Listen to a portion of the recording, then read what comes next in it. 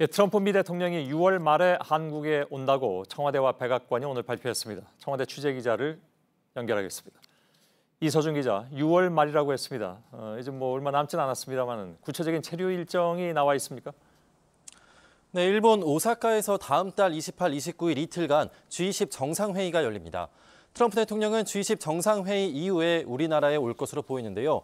트럼프 대통령은 2017년 11월에는 국빈 방문 형식으로 방문을 했는데 이번에는 공식 방문 형식이 될 가능성이 커 보입니다. 예. 양국은 체류 일정을 협의 중인데 1박 이상이 될 걸로 보입니다. 예. 아무튼 와서 다른 얘기보다도 역시 북미 비핵화 협상 문제가 주요 의제가 될 것 같은데 관련해서 나오는 얘기가 있는지요?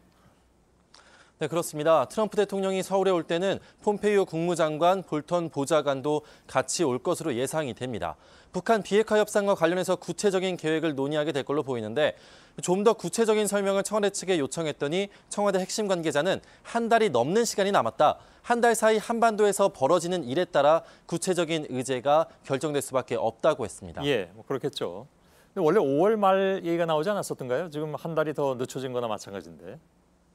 네, 문 대통령은 4월 11일 워싱턴 한미정상회담에서 트럼프 대통령을 한국에 초대하겠다고 했습니다. 동시에 북한을 상대로는 4차 남북정상회담을 공개적으로 제안했습니다. 예. 남북정상회담 이후 5월 말 트럼프 대통령이 일왕 즉위식 참석에 맞춰 한국에 오는 수순이 검토돼 온 것으로 보이는데요.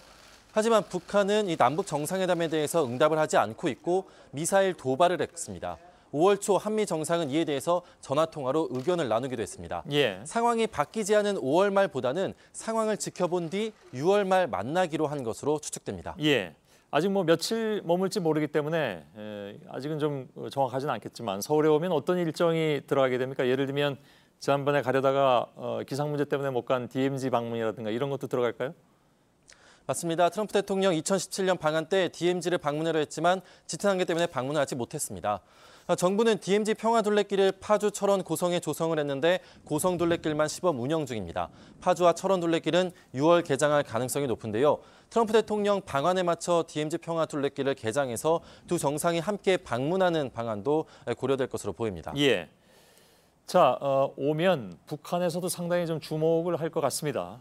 그래서 그 전에 예를 들면 남북 간의 의견 조율이라든가 물밑 접촉이라든가 이런 것도 혹시 있을 수 있나요?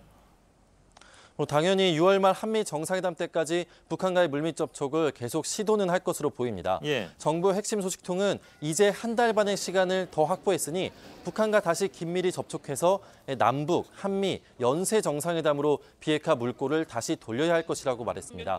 물론 여기에는 북한이 중장거리 미사일, 잠수함 발사 탄도미사일, SLBM을 추가로 발사해서 상황을 더 악화시키는 도발을 하지 않아야 한다는 전제가 깔려 있습니다. 예, 청와대에서 이서준 기자였습니다.